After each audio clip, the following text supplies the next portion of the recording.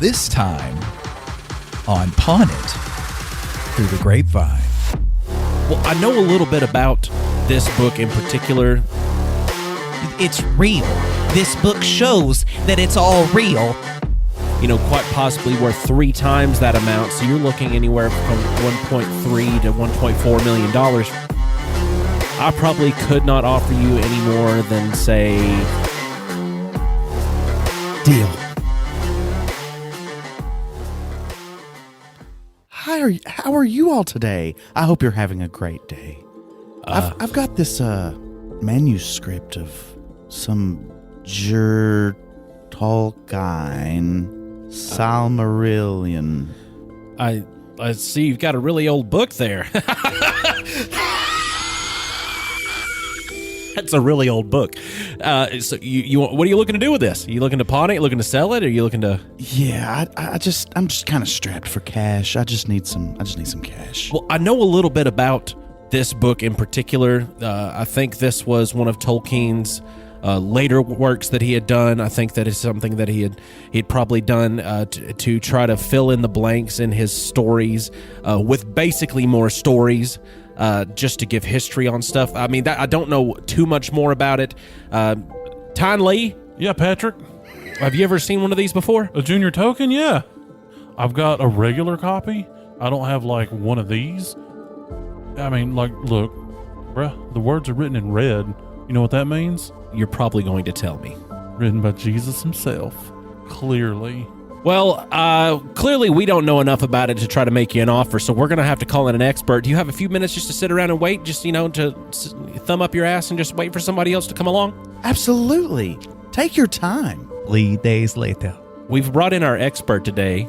Yep, that would be me. We call him Actually. I'm Actually, and I'm here to look at, what did you say you had? A J.R.R. Tolkien Silmarillion? Yeah, junior token salmon run. Close, big guy. Let me see this. Let me take a look at this thing. Well, go ahead. I don't think we ever established, how much he's wanting for it or anything else like that. He's just hard up for some money, and he's wanting to know the best price he can get out of it. So right. we're just trying to figure out a good spot for I'm him. going to put on the white gloves because I want you to know sometimes these books can be worth upwards of $475,000. So that's why I'm going to wear the white gloves. How did you acquire this, did you say? Oh, sir, thank you for asking. I've actually found it in my grandfather's attic. I've had a grandfather once. My grandfather. He Lineage. Was, yeah. It's really good. I'm so sorry I've about never that. had a grandfather. Looking at the cover and the back and the spine and the appendix and the index and the chapters and the page numbers and the color of the pages, you've got yourself a first edition. So remember that $400-something thousand I said that it could be worth? Yeah. We're looking at triple that at this point, just looking at it right now. Now, you said that it was red ink. It was written in red ink. I heard something about Jesus. Yeah, it was written in This is Jesus' worth own more words. than if Jesus himself had written this, because this is written by J.R.R. Tolkien in his own blood. You have blood ink from the author himself of the Silmarillion, filled it out himself, written all the way through it. It's perfection. I can't believe it's in the same room as me. I didn't know how many of these were made. I believe one. I think this is actually what killed the author, was he ran out of blood ink by the time he got through writing this book. Now, actually, as I flip through it and get to the very end, if you notice this page, it folds out into 3 other pages, a longer one. And if you were to hold this up in the light of the full moon, it actually shows you where to find Rivendell. The Rivendell. It's real. This book shows that it's all real. It's written in the blood of the man himself. It's in perfect condition. I can't believe what I'm saying.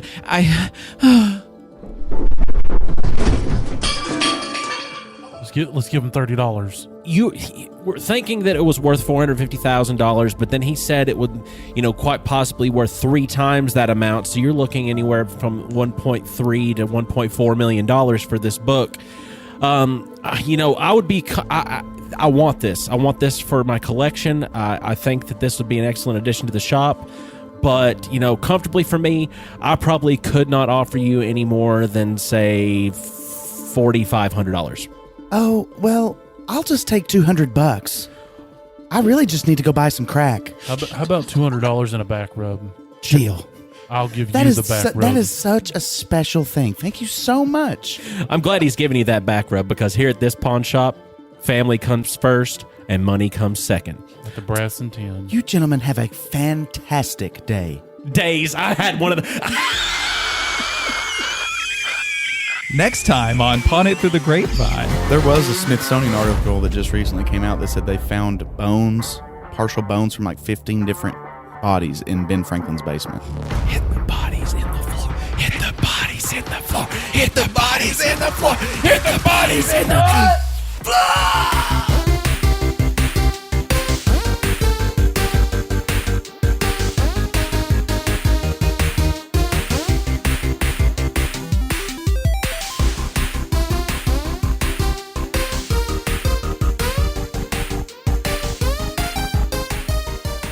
Hey, everybody. I'm Dane Holland. I'm Austin Shazam Pfeiffer.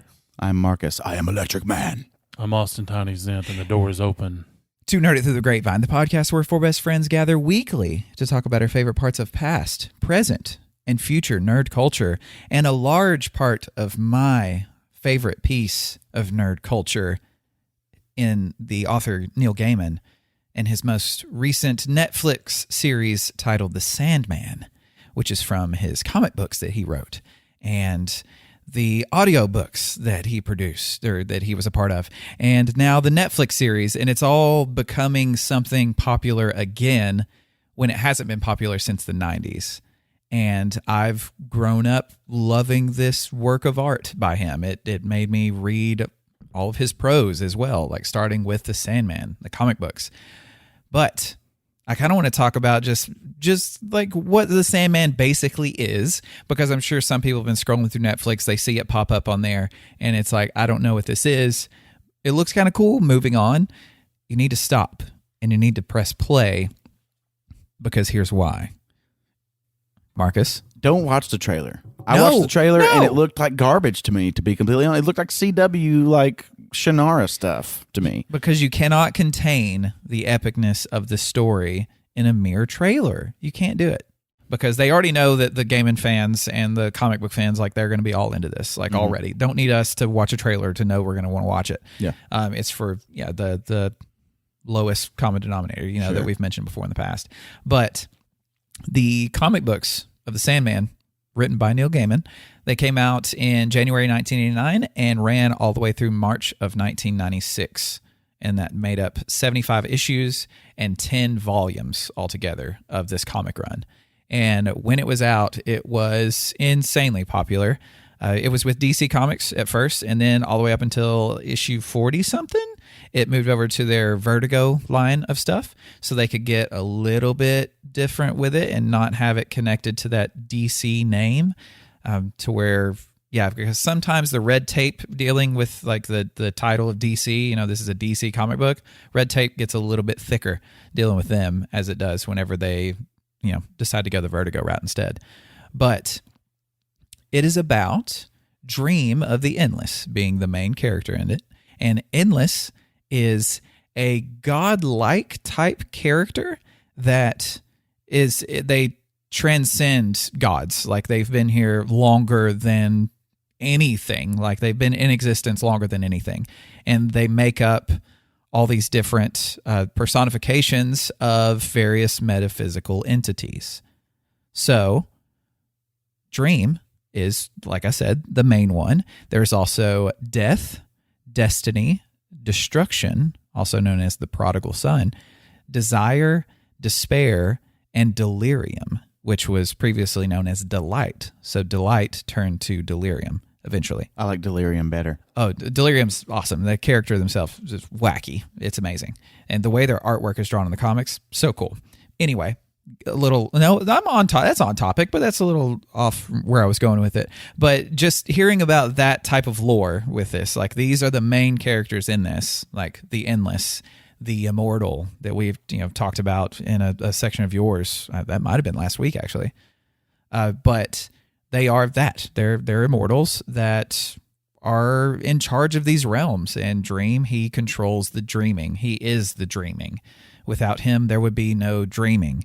And that's something that we see at the beginning of the comics as well as the beginning of the show. Yes. When Dream is captured in the physical realm for 70 years. So his realm of the dreaming has been unoccupied by its owner for 70 years. And people start to go into this sleep sickness of to where they can't wake up or they can't fall asleep. And just stuff goes so wacky.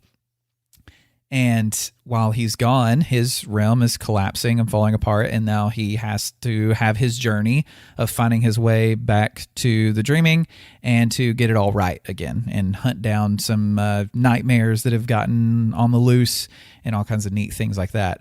But you see these endless characters and you see their flaws a lot in the show.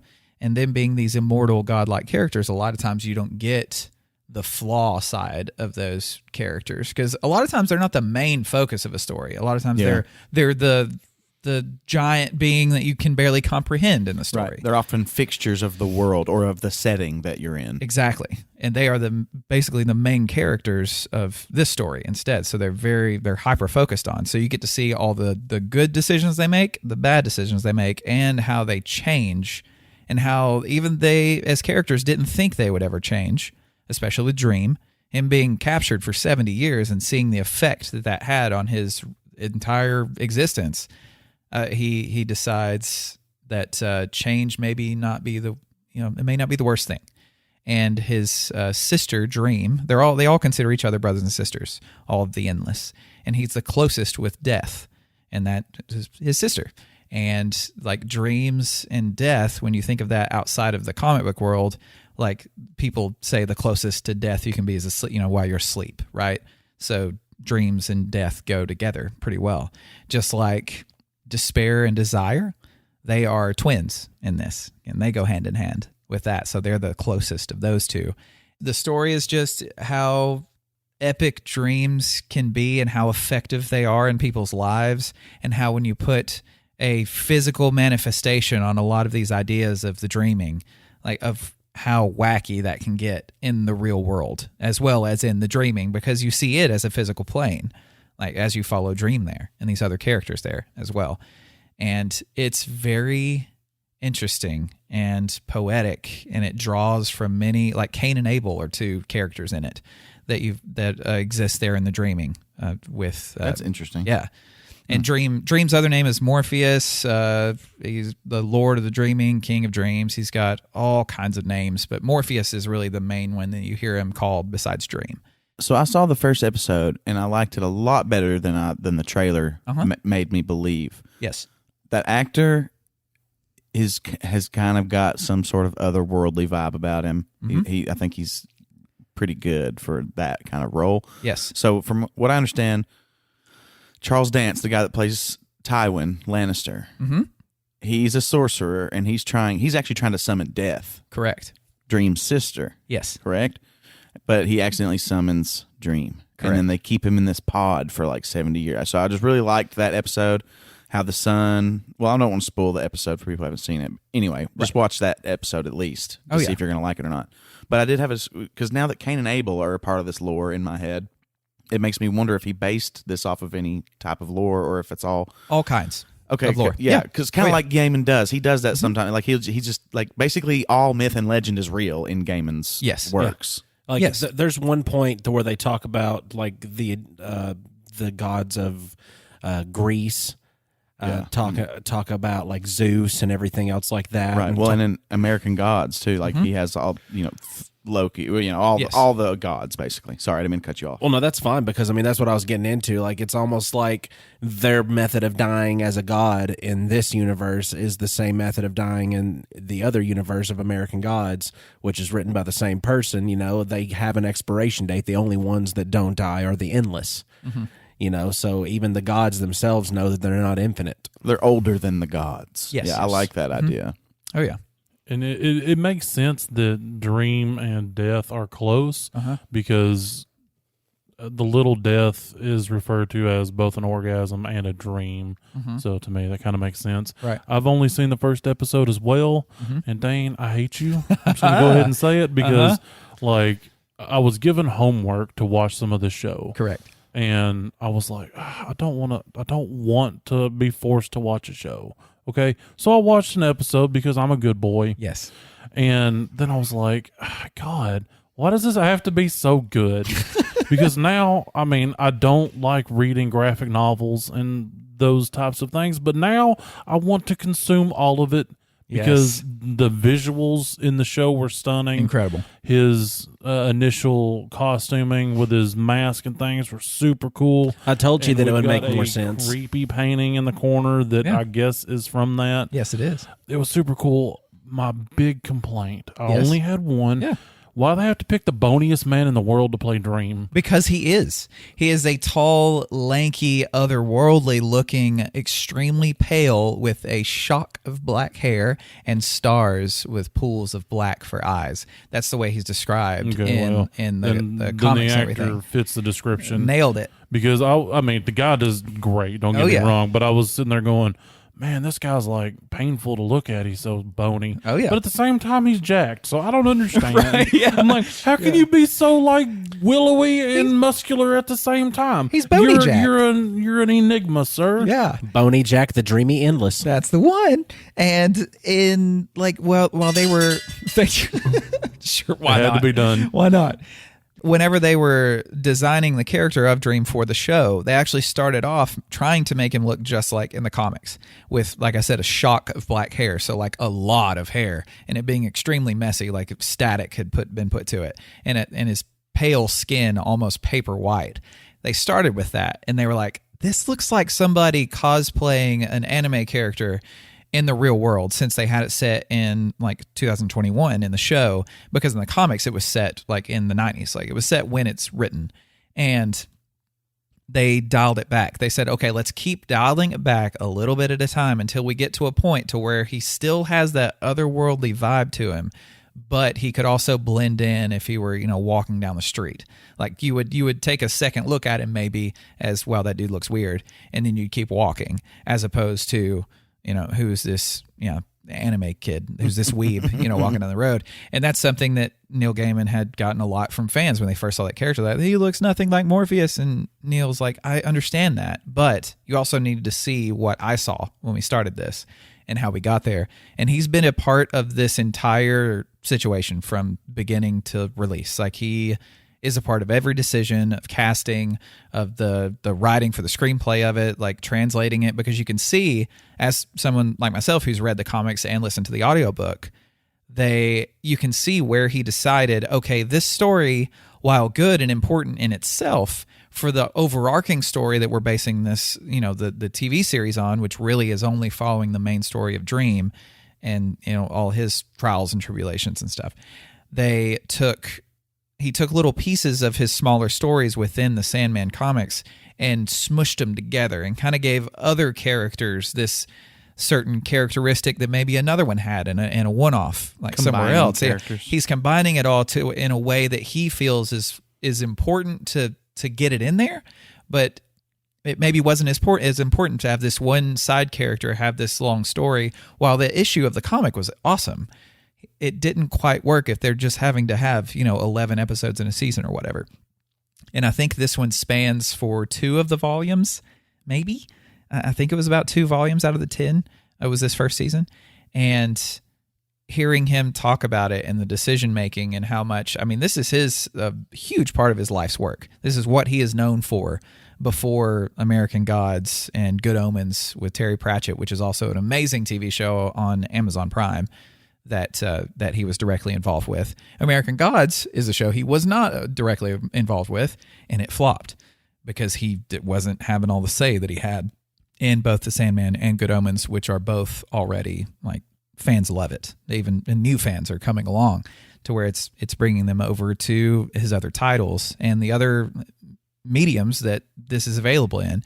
And beyond the Netflix series, like, if let's say you watch part of it or you watch the whole thing and you really want more, but you're not super into reading comics, the audiobook is a full cast production of the story of the Sandman, and it is basically reading panel for panel the comic. And Neil Gaiman is the narrator in it. It's got James McAvoy as Morpheus, Kat Dennings as Death, Taron Egerton from what's the Kingsman or something Yes. like that? Is that what that's from? Yes. He's John Constantine in it. Andy Serkis is Matthew the Raven.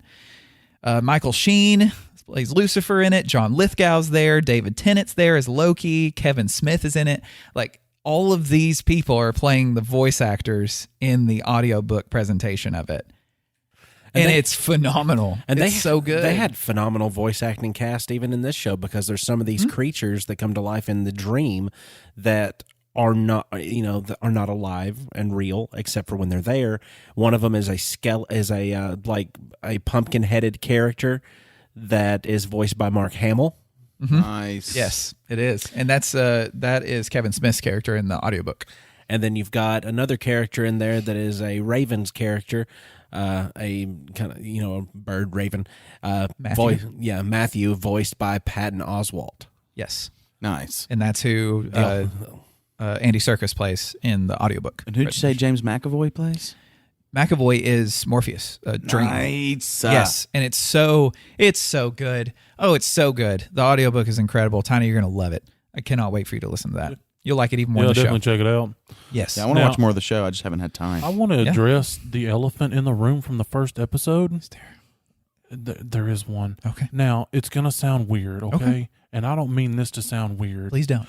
But they avoided showing his wang They so did. much. I know. I'm like, I don't want to see a wiener, but I feel like dude's got a hammer. Representation. Yeah, show it. I mean, look, free the dong. yeah, free the dong. Like, we've got free nipples. You seen his nips. Yep. And you seen his butt cheeks. Yep. Show me that wang, bro. There's nothing wrong with a little tasteful side shaft just for perspective. Didn't even get it. Didn't get Absolutely. it. Didn't get I from need to know if he's behind, wearing nothing. a turtleneck or not. No. But he's an immortal character. Does he even have a wang? When he wants to, they can change form and stuff like that. Yeah. So, Well, then it's a hammer. So if he's absolutely. But then at the same time, he could have easily just been standing there, just all Ken and Barbie smooth down there. he could, but they would have drawn. They would have That's paid what it attention to made that, me though. think, because like when he bent down to get the sand, it covered the area Sure did. so much. I'm like, sure is he did. smooth in front like Ken? I think or they does would've he shown just us. have a hammer? Is it all perspective? I think if we were Ken doll down there, I think Jeez. they would have shown it, and you would have went, "Whoa, that's Ken doll and real smooth."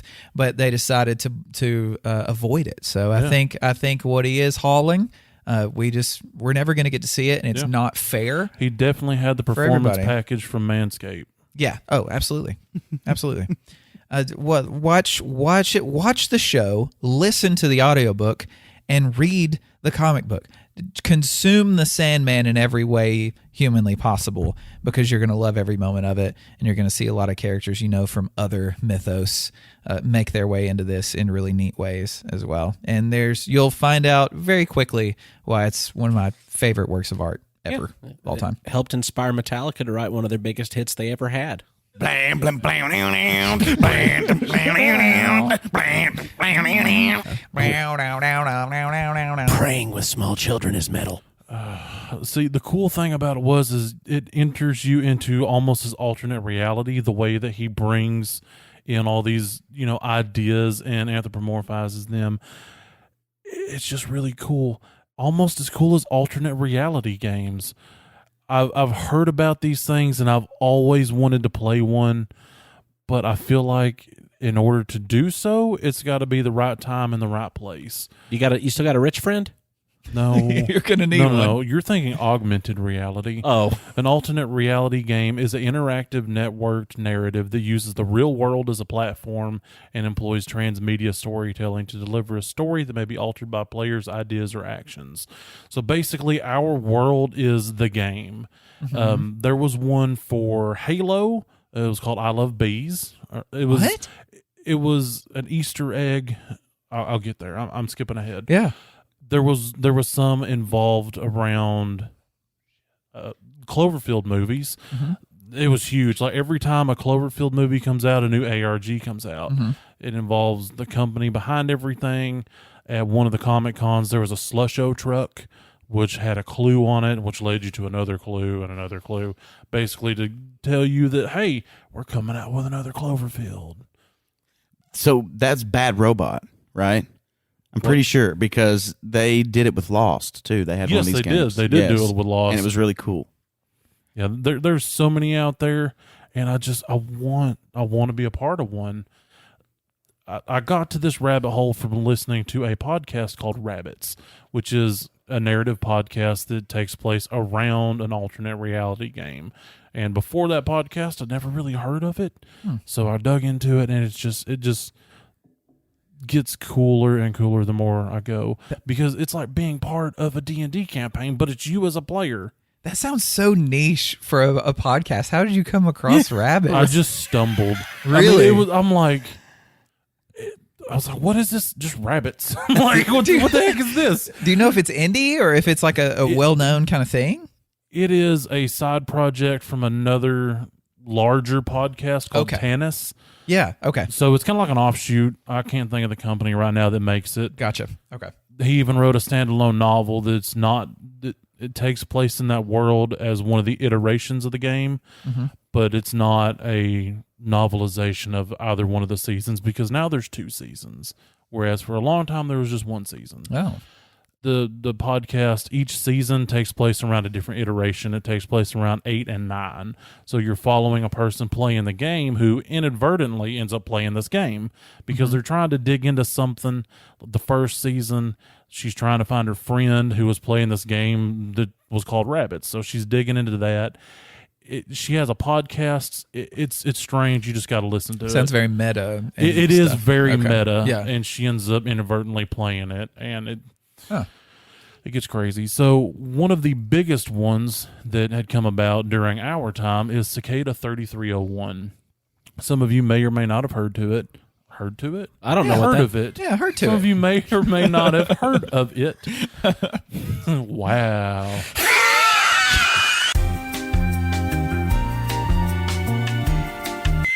Thank you, Patrick. The first puzzle came out in 2012. The name Cicada 3301 was the entity, quote unquote, that released the puzzle. It was a code, and it was designed to be cracked, but it was like one of the hardest ones that you've ever seen in your life, more or less. The first one was cracked in about a year, which led the release of the second one on January 4th, 2013. So it took... I'm very poorly explaining this. Where's the code? Where did you find the code? Okay, Where did the code come from? So a code just appears where?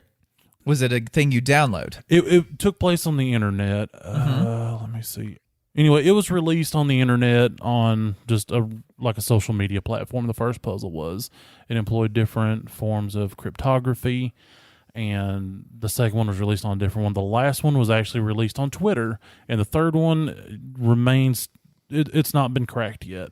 Nobody knows what it says. There's been several conspiracy theories revolving around it. Some people think it's part of like a cult thing. So just because it's just such a esoteric.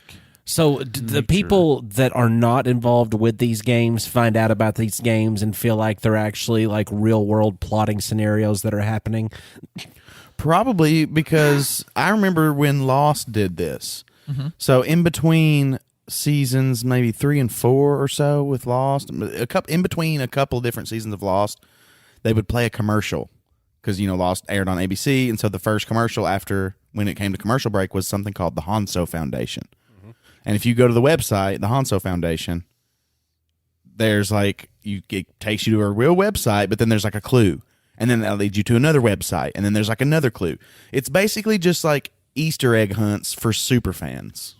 Okay. More or less, yeah. Yeah, it's also really good marketing, too. It's a brilliant marketing technique for people like us who, when we're in love with something, we've got to find everything out. Yeah. And with Lost, I'm not even going to lie, because I defend Lost still to this day, but I do, as I've gotten older, see the flaws in the writing.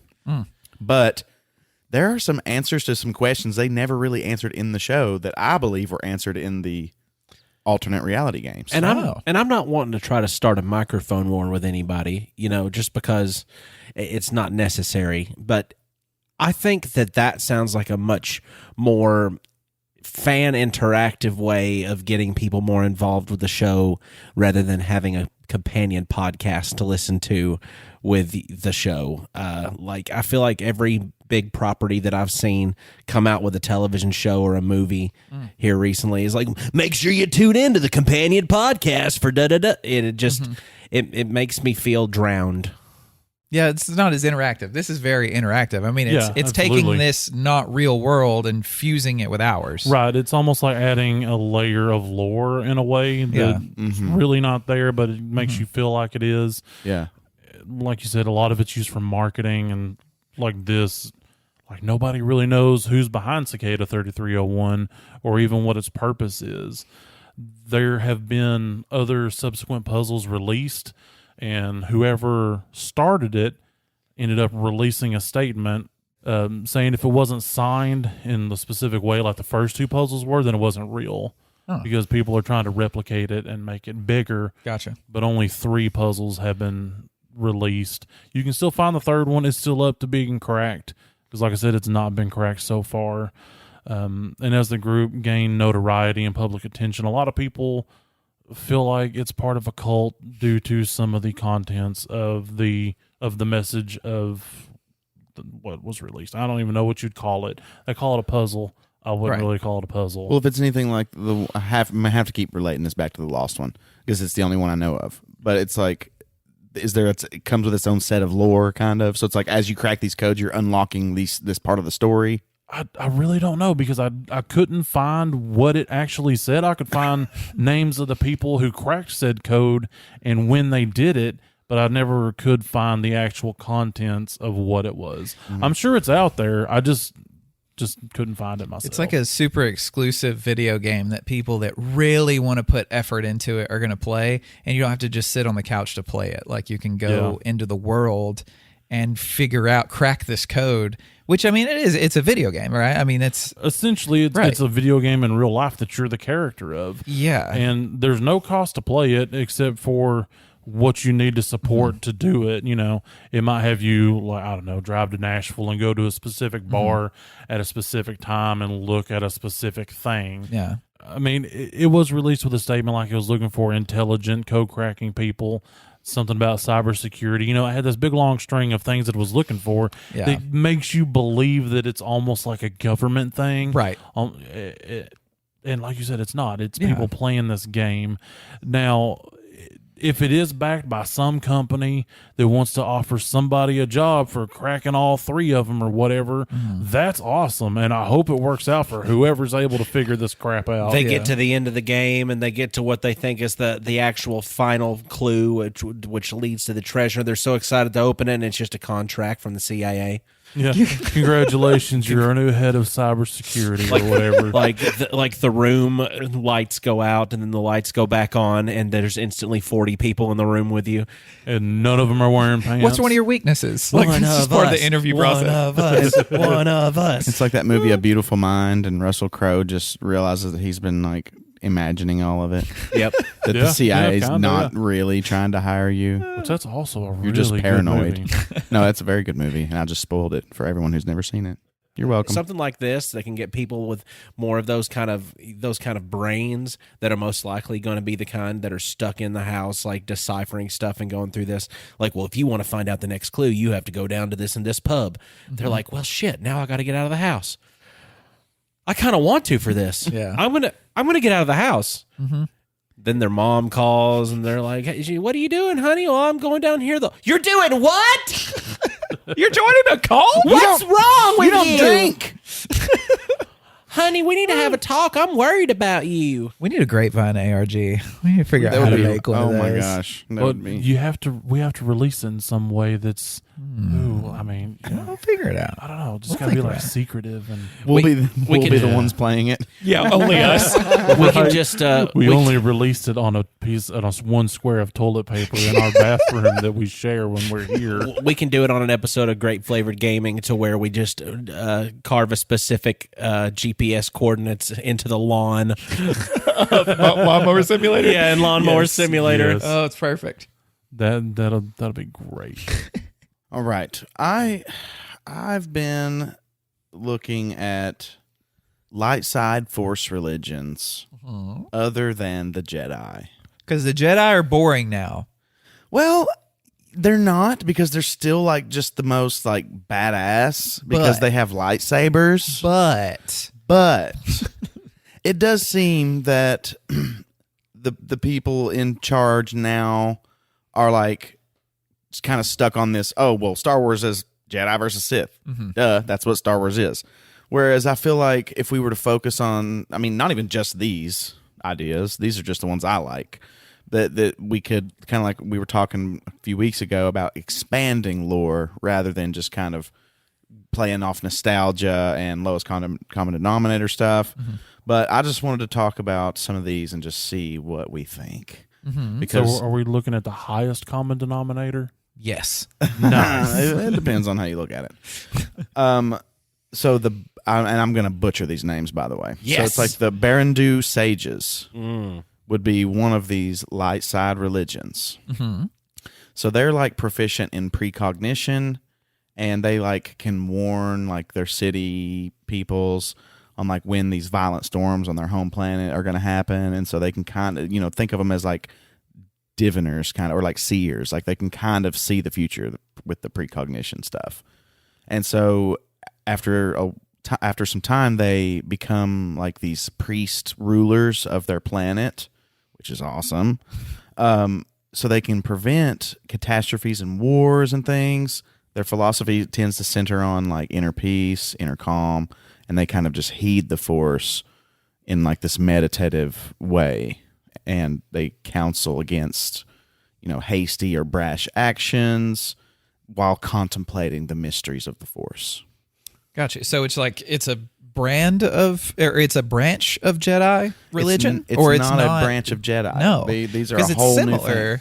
They are a light side religion, so they practice the light side of the Force. Gotcha. But they're not militant. They don't wield weapons. Right. Only training staffs. And naturally, as a message from the light side, like as you feel the light side force flowing through you, it wants you to be against what the dark side represents. Well, without ever being told what you're not supposed to do with the dark side, I feel like if you're that in tune with the light side, you just know that the dark side is something you're not supposed, like hastiness and anger and things like that. That's for the dark side. Yeah, depends. Right? It depends. Right. I think it depends because we'll get into some others here that have different philosophies. Yeah, my sample size is 2 as of right now. Right. But this is that's neat that they took that as a way of. Although it does seem kind of that they used it to rule, that they became rulers as opposed to being advisors, because that's the kind of people I feel like would be advisors.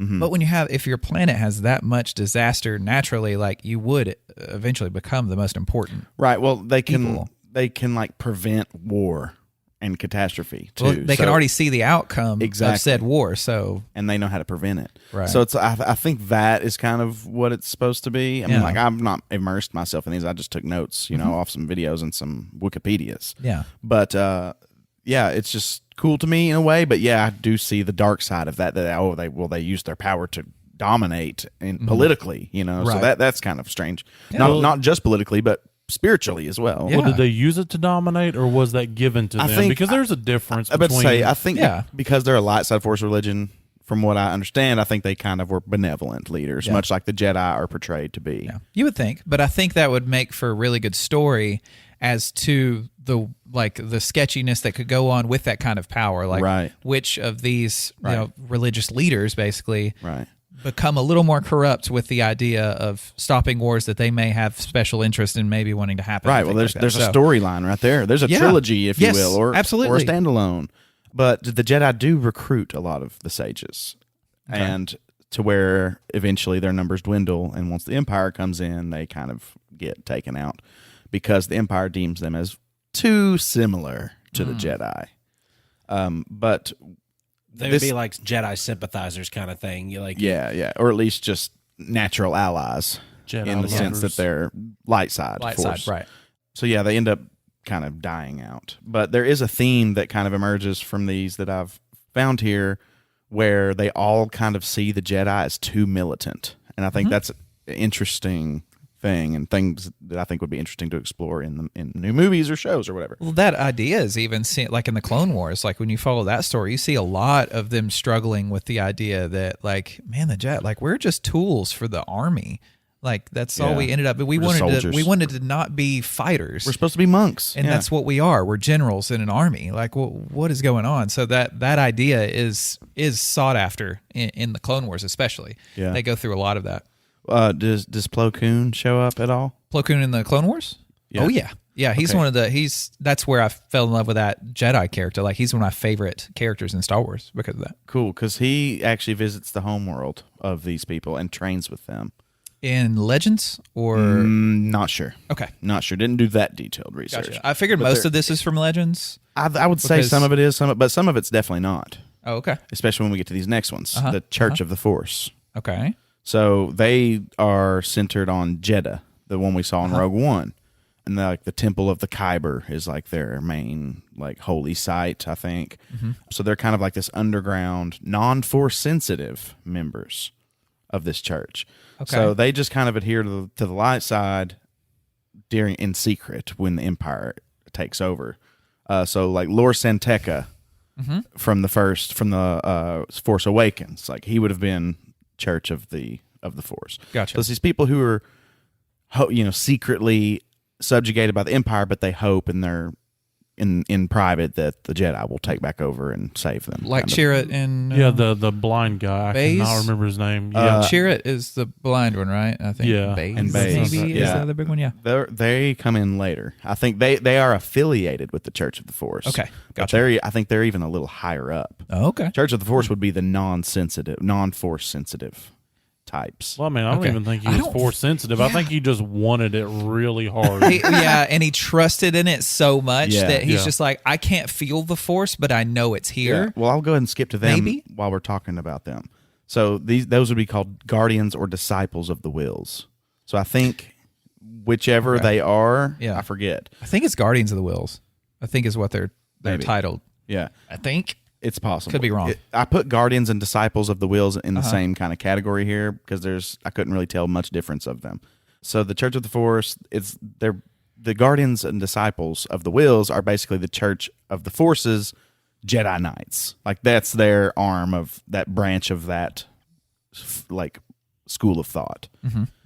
So part of their spiritual journey is kind of constructing a light bow, which is kind of mirrors the Jedi having to progress and become stronger and more refined to build their lightsaber.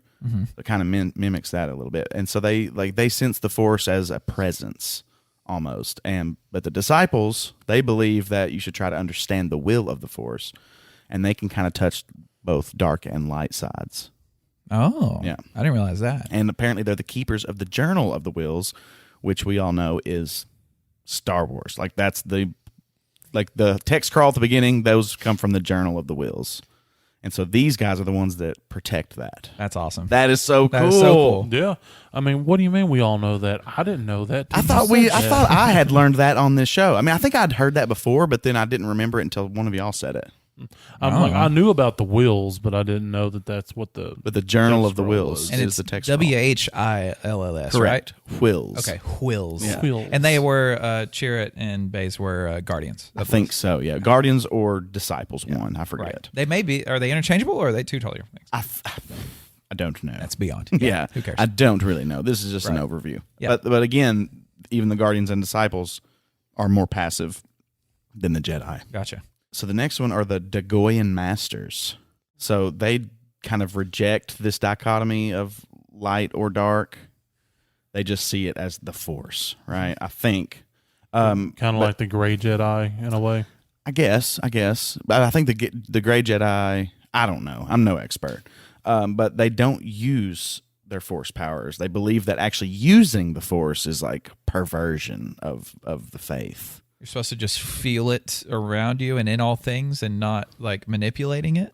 They see it as manipulating the Force instead of acknowledging something it like that. and existing within it. Huh. Right. That takes a lot of willpower. Oh, I would want to just throw something with the Force. Yes. Or just at least suck something up into my hand. Yeah, open a door. I mean, turn get on a a light. beer out of the fridge. Get a beer.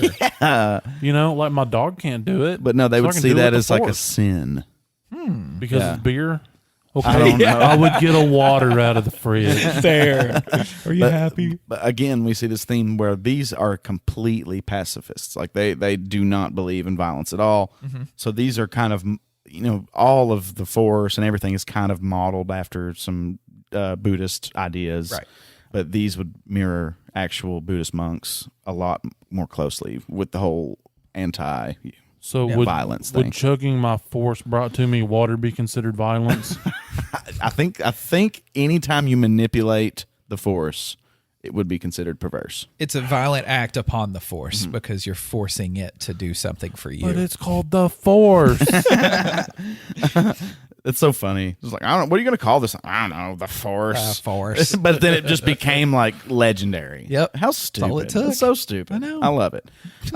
So the Dagoyan Masters apparently also kind of rose to power, and they kind of rule their planet as well. So maybe they're bad guys too. That's strange. No. Because you just don't hear pacifists as rulers of planets. Like that doesn't compute with me, even though I'm sure it makes perfect sense in the long if I description had that they could some give. more details and not Right. just some bullet points, Yeah. maybe we could make this all make sense. But I want to hear about all of them, not just all of one. Right? I want the bullet point treatment. Right. Right. So, and just because it just gives me so many ideas for like different spin-offs or adaptations that you could do. So are all of these going to be, non-militant as far as the way that they view stuff? Or are they going to be less likely to be, like the Jedi with developing the proto-sabers and getting all those things ready for combat and stuff? I mean, like I said, I think the theme kind of with most of these are that they all kind of criticize the Jedi in a way, except for like the Church of the Force. Like they probably are just like, oh my God, the Jedi is all we have because they're the Empire's taken over. Crusaders. Right. But then it's like, everyone seems to kind of resent the Jedi. They're the top dogs, and they're the guys that are like all in the top echelons of power and politics. So it's almost like, as much as I love Yoda, it's almost like that era of the Jedi was kind of flawed. And from what they were originally supposed to be, or at least that's my head canon. It was. No, it really was, because that's, I think, even conversations that maybe even like Obi-Wan and Mace Windu possibly have some conversation like they struggle with that idea of being just these soldiers. We're blades for the Empire, Yeah. kind of, or not for the Empire at the time, but for the Republic. Right. But yeah, that is something that all these other, like the Republic couldn't use these other ones as much as they could use the Jedi because they had lightsabers, like they could fight for them. So because the Republic didn't have use for these other branches of the light side, users, of course they're going to see the Jedi as like abusers of the Force, or they're using the Republic like as a way of right, or at bare minimum they're just the teacher's pet. Yeah, exactly. Even just pure jealousy. Like you're the state religion, basically. But if given the chance, they would probably take the offer themselves. Well, especially since you consider that a lot of them are already kind of in the upper echelons of power on their own planets. Exactly, they're running the planet. Right. I mean, and you've got to take into consideration too that the Empire probably won as easily as they did because they had all of the dark side Force practitioners on their side of stuff, like with the Sith and the witches. I forget their Dathomir. Yeah. And because I want to do the dark side version of this at some point. You look at the dark side of stuff, and even with just the few comparisons we've got for the light side already, they're non-militant. They want to sit around and pray about it and wait for the good to happen. And the other people from like the dark side of the Force are like, I want that, I take that, I get that. Like they have a more direct, straightforward approach to stuff. Mm-hmm. Well, and since we mentioned the witches of Dathomir, we should mention the Phalanci. They kind of mirror the witches of Dathomir in the sense that they train mostly women. There's very, very few Phalanci males. And they are skilled in illusions and perceptions. So not really anything that alters the physical world like telekinesis. So again, here we have Force-sensitive people who will not use their sensitivity to get a beer out of the fridge. Once again, this is not a religion you would probably want to join, Tiny. No, I mean, come on. Why should I get up and walk the 10 steps? I mean, why I can just wave my hand a couple of times? Why can't these Star Wars religions just all get along like they do in our world? Exactly. Right. Just everyone loves one another, and everyone makes decisions best for the collective. So wait. So where exist to get that beer? So were the Jedi basically like the Knights Templar to that church, and the And the dark side Force users be more like the Turks, like the Persians and such, in the Holy Wars, because that's basically all this is. It's a fucking holy war that they've redone, essentially, with more magic and science involved in it, set in space. It's like the Crusades. Whenever you're looking at it from these kind of perspectives, right? So Luke actually uses a Phalancy method in The Last Jedi when he projects himself across the galaxy. So the Phalancy are responsible for acts like that. So, like I said, illusions, perception. So they could probably be invisible. They can create like these glamours to where you see something that's not there or something, but they don't interact with the physical world with the Force. Wouldn't they also use like Jedi mind tricks? Sure. More than probably. Something more so than like that rather than grabbing beers. Right. It sounds like with the Jedi, they are, what is the saying? Jack of all trades, but a master of none. Like, it sounds like all these branches of the light side, followers, like they are masters in this one area of the Force, and the Jedi have like use all these areas like that these people are masters in, and they are good at them. They are jacks of these trades, but they don't have the mastery because they don't have all their sole focus put into this one way of using the Force or avoiding the use of the Force. Right, because apparently in order to do that kind of projection technique, you have to fuse your life force with the Force. and that explains why Luke Puffed. just puffed like he did in The Last Jedi. Oh yeah. That's really cool. That's cool context that you've given me for that there, Marcuccio. You're welcome, even though I wish that still wasn't true. But it's still cool. It's a little cool now, right? Well, You gave us some canon porn. the Phalancy, yeah, I did. The Phalancy is just a cool idea, I think, and I would like to see them portrayed on screen. Oh, and, yeah. you could still have a Jedi because we need lightsabers. Well, Duh. yeah. I don't really want a Star Wars movie without them. Right. I mean, I would watch one, I guess, but I want to see a lightsaber. Let's just be honest. Yeah. But I'd like to see some of these other kind of religions represented on the screen. I just think it would be just great story opportunities. Oh, absolutely. Last one here, Order of Aspectu. This is the most like murky one here because there's several different stories because we only really get one person or like a couple different accounts of what may have happened back then. So they are a breakaway faction of Jedi. So at one point they are like have some sort of fundamental disagreement with the Orthodox Jedi, and they want to break away and seek to prolong life for all beings in the galaxy. Okay. Yes, and they also criticized the Jedi for being too violent. And so apparently there was like some infighting. They split off. They went to some other stronghold, and when the Jedi raided their stronghold, legend is they somehow just did some collective force spell to just disappear. So they basically disappeared from history, kind of like some magical lost civilization race legend. So basically, if the Jedi is the Catholic Church, these people are the Protestants. If you believe what I just told you, but if you believe the other rumors, then they are the ones that were kidnapping young Padawans and sacrificing them. Oh, that's totally different. Yeah. Yeah. Did they get- Which could be propaganda Exactly. by those that were saying like they should have never left us. If they do leave us, that means they're bad people. Now, it because is- we aren't the bad guys. Right. And it also depends on what they were getting from their sacrifice. Because if they were sacrificing them for a little bit more power, that's one thing. But if they were sacrificing them for power, unlimited power, that's different. I mean, that's kind of what Anakin did. I mean, Really? kinda did. He was backed up on his church taxes, so he had to tithe all at once. Hey, I hadn't sacrificed a kid in a few years to this whole side of the religion I've been practicing here. So, well, here's a whole bunch of Let's them. just get all of them. Thwack. Gosh. I'm glad the wrinkles in my Star Wars portion of my brain are now like they've doubled in size. Yeah, I just thought it was cool. Like Yeah. we need to see more of the lore expand like Yes. that. I think. And I definitely want to hear the dark side ones because I want to Oh, dude, the know dark if side ones there's- are so awesome. I want to know if there's like a balance related with these because the obvious like the scales with the Jedi and the Sith. I mean, the scales are kind of even with both of them there.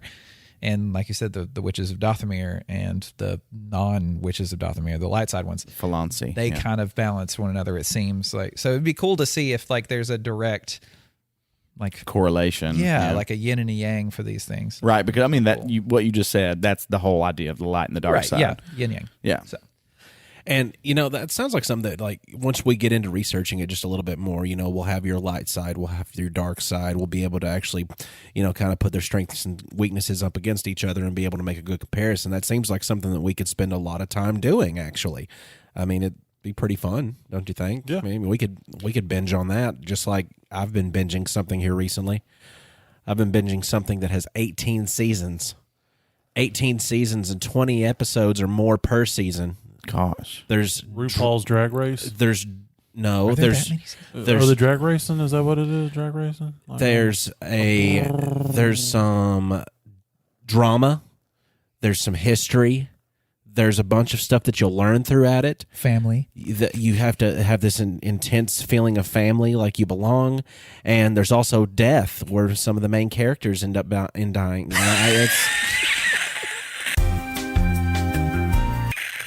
What I'm talking about, it's not Grey's Anatomy. I'm talking about Pawn Stars. And in case you were kind of wondering why we've been giving you these really loud, wheezy laughs, it is all because of Rick Harrison, owner of the world-famous gold and silver pawn shop in Las Vegas, Nevada.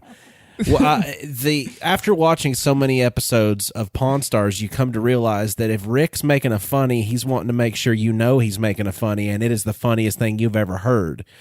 Because it's like he'll get a chuckle sometimes out of people, but most of the times it is literally just a wheeze laugh for his own bad joke.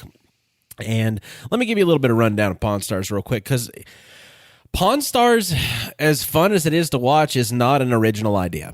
It really is not an original idea. The show that it is most based on Antique Roadshow. You are correct. I was just guessing. Yes, it is most based on Antique Roadshow. And Antique Roadshow actually came out in 1977 in England as part of something on the BBC network that was a one-off documentary that was made in 1977 about these collectors and about these old antiques and about how a lot of people are finding all these old treasures and things that are worth a little bit, and giving them kind of updates and historical value on what you have and what this piece that's been passed along in your family is going to be. And it built off of that in 1979 when it became a syndicated television show, not only on the BBC but as well in America. So Antiques Roadshow actually has been around for a long time, and I can remember watching that whenever I was a kid, just because I've always been fascinated with just like, number one, the higher the price on the object gets, the more my attention's going to be on it, just because I want to know if these people have found gold in their attic. And sometimes they literally do find gold in their attic. Like this has happened on Pawn Stars several times. So but Antiques Roadshow, it lasted for a long time. It ended in the mid 2000s, which is insane to think how long it lasted, because there still are some iterations of it that are out there today. There are still traveling Antique Roadshow showcases that'll come around, and if you do have these valuables in which you have found or in which you have stumbled upon or something you've been holding on to, they will let you bring them in and get them appraised by them. Of course, there's going to be like a line to see Taylor Swift kind of line sticking out the door, but it's the world famous gold and silver pawn shop in Las Vegas, Nevada. It is going to be Rick Harrison, his son Corey Harrison, his father, which is referred to as the old man, now the deceased man, correct? I believe he died a few years ago. Yeah, I think so. Yes. He actually died in 2018.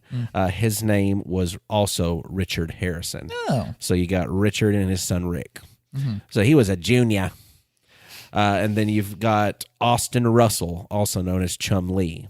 So it's revolving around these four people that are working in this pawn shop. Now just three of the people since Old Man passed away.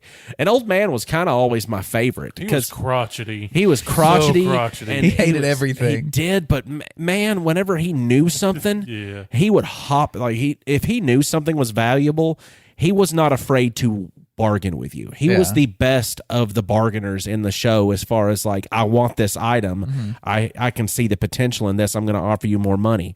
After watching so many episodes of it, I've kind of determined their price ranges on stuff, which Chums is usually set at about 20%. Chums is always super low, and then he'll jump up dramatically. He'll jump up to like 40%. So he'll be like, they'll say like, oh, well, this is worth $2,000. Okay, cool. Well, I can pay you $400 for it. And they always have the same rigmarole they go through. That's 10%. Well, You're not supposed to math, Marcus. how dare you? I'm not. I don't math much. You're supposed It's to be almost like you're a teacher. You're supposed to be the ignorant customer. I don't math much. 400 is 10% of 2,000. You said 4,000. I said 2,000. You said 2,000. Okay, I'm wrong. You fucking idiot. See, told you I'm not a freaking math person. I thought you was like a mathman engineer. No. Well, what happens is you've got Rick here now. Rick's not as good as Corey. Rick's always the weird one because it's hard for me to guess on Rick because Rick's a passion purchaser. Like if there's going to be something that he's passionate about, he's almost going to pay you retail for it because even if he can't sell this, he can have this. So I've seen him do that with cars. I've seen him do that with antique windmills. I've seen him. The old man's done that a few times when it comes to cars Yes. or precious metals because he had a thing for silver. Like he loved buying silver. Oh, absolutely, because the old man believed that the price of silver was going to continue to rise and you're not going to be able to continue to find more of this stuff. So if you have silver, hold on to silver. And if somebody's wanting to let go of silver, he's like, well, I might as well take that off your hands. But you've got, Chumlee, there's a lot of people that think he's a plant. Like, not a plant, like an actual, like, green thing that uses, photosynthesis. But he's an actor that's planted in the show. And turns out Chumlee is actually a real person. Austin Russell is the real person, Chumlee, who has actually been hanging around that shop with Corey as his best friend since he was 12 years old.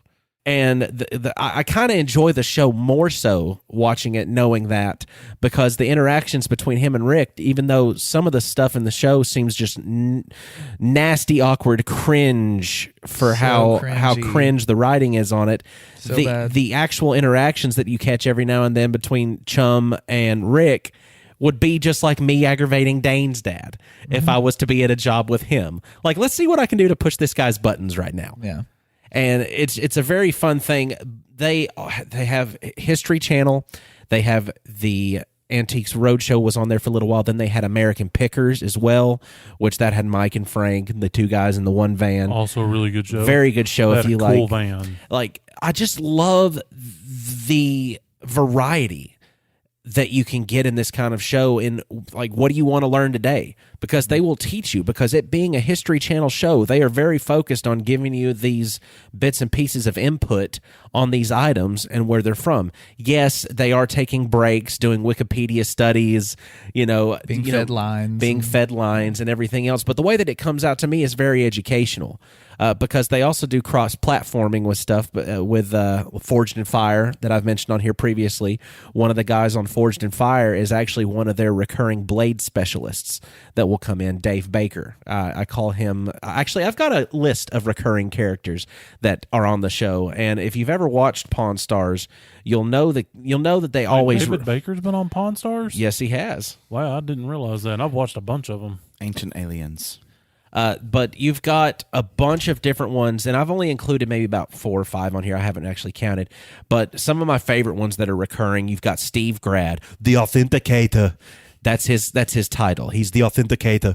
He works for Beckett Services, which Beckett is an authentication service. He verifies anything that's going to be an autograph. He takes his iPad with a lens that's a micro lens on the back of his iPad. He pulls up the authors or athletes or whoever's signature he has for these autographs, and he pulls up examples of their real autographs, and he goes side-by-side comparison on his iPad with this micro lens, looking for actual overlaps in the ink, making sure that it's actually been signed, and he finds the comparisons on stuff that's going to be real or fake. And it is always a big letdown when something's fake, because it almost builds up your hope with these people that are in there in the shop. Like, man, I hope this is real. I hope they really found like this autographed, rookie card of such and such. It's really interesting to see stuff like that. Or people who their entire like family lineage has believed this thing is real. Like there's no doubt in their mind that this Abraham Lincoln autographed baseball is not a real thing. And it's like, no, this was stamped on there. Like, and then their entire life is a lie at that point, because it's been an heirloom for generations. Are you saying that all 7 of my baseballs signed by Abraham Lincoln is fake? Statistically, 6 of them are probably fake. I would give you that one is real. Out of the ones that I've seen on Pawn Stars, they would probably be not authentic.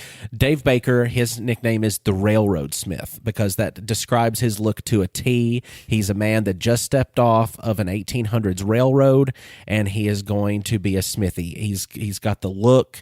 He looks like he belongs in that time. He's really good at giving you specific examples as to why swords are not going to be from what era they're supposed to be from. Like, he'll point out, just even in smithing techniques, he'll even be able to point out, like, this was done with this technique. They didn't have this during this time.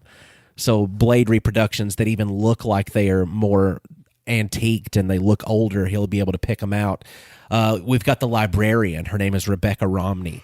Now, this lady is an expert on all literature. This is the most ridiculous thing. She's an expert on all literature as far as book conditioning, book value, period pieces dating from the 15th century to the 21st century. Jeez. It is insane. You had another guy that was a recurring character for a long time, who's, I say characters, but his name is Danny Coker, also known as the Count. He's the Necrotaker. He looks like a more American badass version of The Undertaker when The Undertaker went through his motorcycle phase. He is a motorcycle and automobile restoration expert. So anybody that's going to be having these questions that's about the cars or the classic motorcycles or anything else like that, he's one of the guys they pull in for that. You've got my 2 favorites are the last ones on my list here, and that's going to be Doc Phineas. And Doc Phineas is a wizard punk.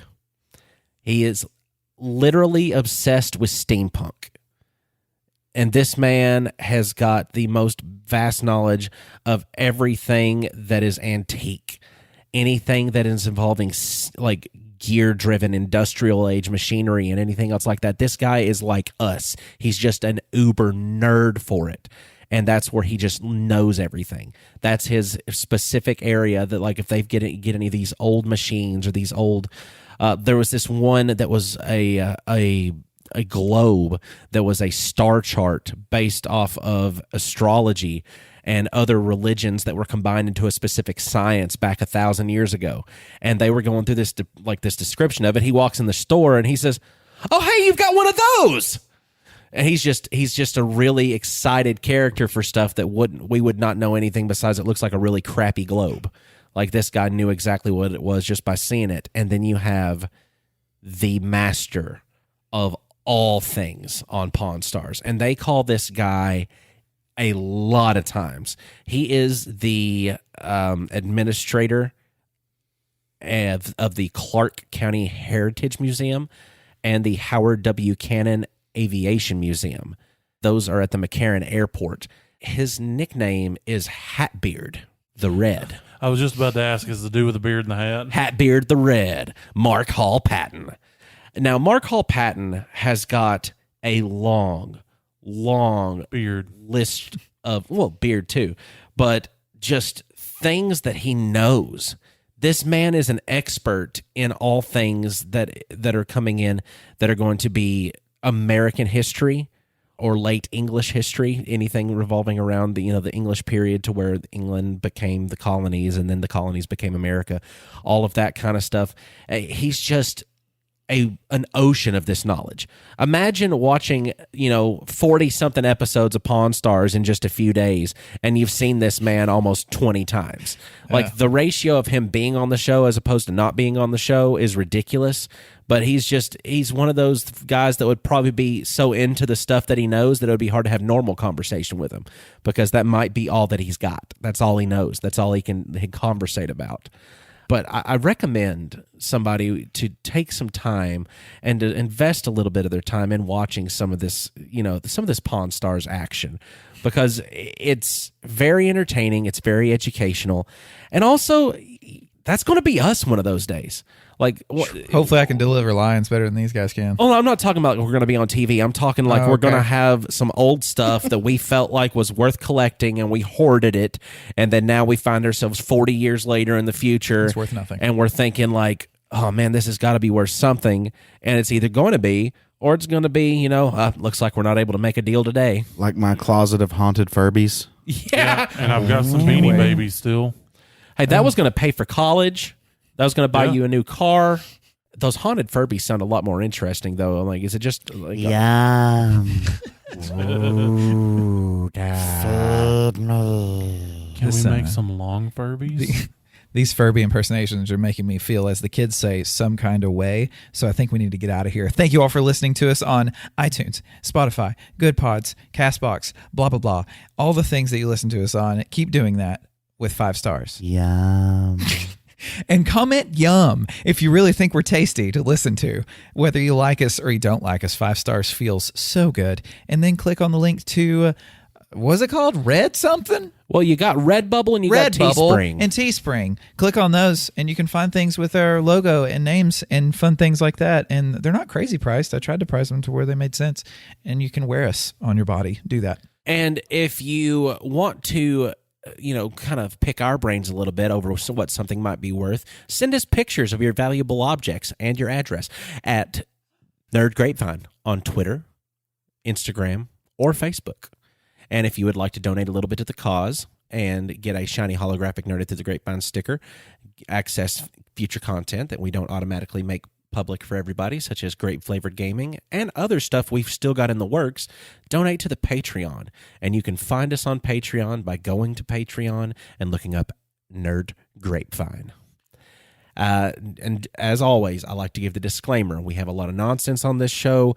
You could have had somebody pop in at the wrong point today and think that we were involved in some kind of government plotting conspiracy, or we were trying to alter the world, through the collective consciousness of everybody through playing the game, which if you just heard that, you just lost the game. So that would probably cause you to have a little bit of... See, the best part about having a podcast with 3 friends is when your topic ends up like a turd in a punch bowl, they help you out, and it's fantastic. 6 hands to lift you up, my dude. Exactly. That's why we have friends, and that's also why you should find us on Discord. I almost said Facebook. I don't know why. Yeah, we're there too. Yeah, we're there. I don't whatever. But anyway, find us on Discord. There's a link in the description. There's memes. There's all kinds of fun stuff. And we do now have the Mid-Journey bot. It is live most of the time. They're having some issues right now, probably because there's so many people trying to do so many things in so many different places. Hey, we talked about it recently. It might be our fault for all of our 10 listeners. It could be. It could be. Great. But get on there, play with it, and talk to us. We're on there live, uncut, uncensored, and irrevocably circumcised. And now we've come to the time of the show where we end the show. How do we do that? Tiny. When life gives you grapes. You pick them up and you look at them and you put them right close to your eyeballs. Okay. And then your ear balls. Okay. And then your nose balls. What does a grape sound like? It sounds kind of like you rub 2 pickles together, but they're not moist. Like 2 dry pickles. 2 dry pickles. 2 dry pickles. And then you put them by your nose and you smell them while you rub them together. Okay. So the friction heats them up and creates a whole new substance. It's kind of sticky and kind of paste-like, but it's not like the feeling of a grape Pop-Tart. It's something decidedly other. And then you chase that into the nether realm, where Chumley offers $2,000 for your otherworldly grape jam. And the ghost of old man shows up, and he says, well, if you're not wanting them smushed up grapes anymore, I'll take them off your hands.